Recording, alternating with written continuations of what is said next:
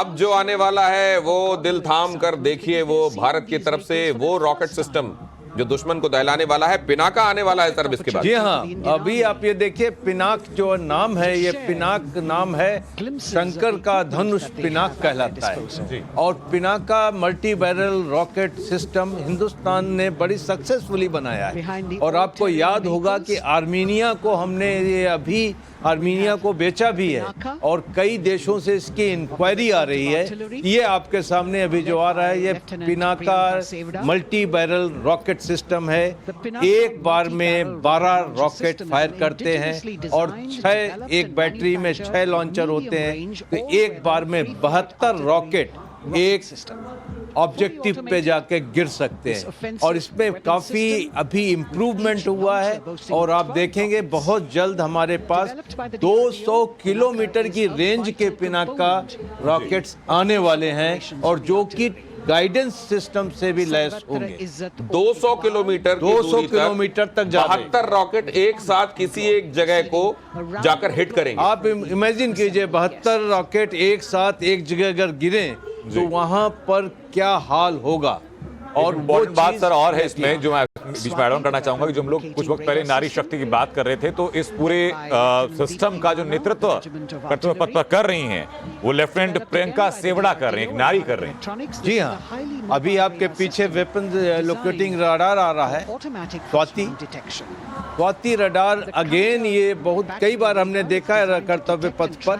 ये एक बहुत इम्पोर्टेंट चीज है। जब युद्ध भूमि में दुश्मन के मोटर्स फायर होते हैं, मोटर्स की गन्स फायर होती हैं दुश्मन की, और दुश्मन के रॉकेट आते हैं, इस रडार की मदद से आप लोकेट कर सकते हैं कि ये कहां से फायर हो रहे हैं, और उसके ऊपर आप अपना फायर डाल के उनको नेस्तनाबूद कर सकते हैं। और अब इसका नेतृत्व कर रही हैं, स्वाति का नेतृत्व कर रही हैं आर्टिलरी रेजिमेंट की लेफ्टिनेंट दीप्ति राणा। जी हाँ, और अभी आपके पीछे आ रहा है सर्वत्र ब्रिजिंग सिस्टम।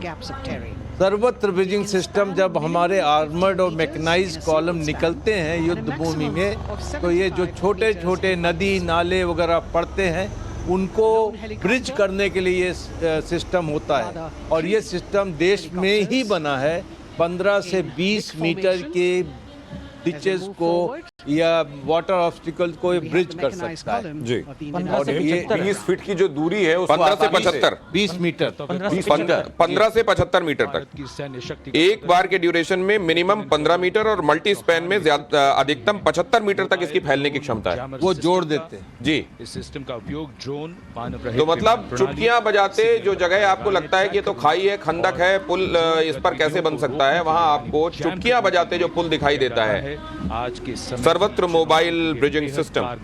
अब सामने हैं इलेक्ट्रॉनिक वॉरफेयर बटालियन की लेफ्टिनेंट कर्नल अंकिता चौहान, जो कि ड्रोन जैमर सिस्टम का नेतृत्व यहाँ पर कर रही हैं। सर, वॉरफेयर में या फिर युद्ध भूमि में राठौर साहब, ये जो जैमर सिस्टम होता है, ड्रोन जैमर सिस्टम होता है, इसकी भूमिका सही कहा। आज के तारीख में जब ये आपने रूस यूक्रेन वॉर देखा, आप इजराइल हमास वॉर देख रहे हैं, आप हूती विद्रोहियों का रेड सी में एक्शन देख रहे हैं, तो आज बहुत ज़रूरत है कि ड्रोन जैमिंग की जाए, क्योंकि ड्रोन एक ऐसा शक्तिशाली माध्यम बन के उभरा है जो कि लो कॉस्ट है और बहुत ज़्यादा थ्रेट पैदा कर रहा है।